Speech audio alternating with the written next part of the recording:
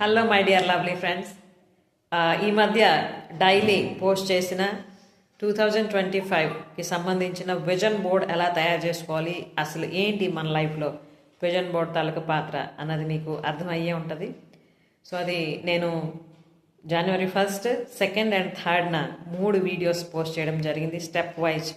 దానికి సంబంధించిన in detail information అందులో ఇవ్వడం జరిగింది. సో ఆల్రెడీ మీరు అది వాచ్ చేసుంటే మీకు అది చాలా ఉపయోగపడే ఉంటుందని అనుకుంటున్నా.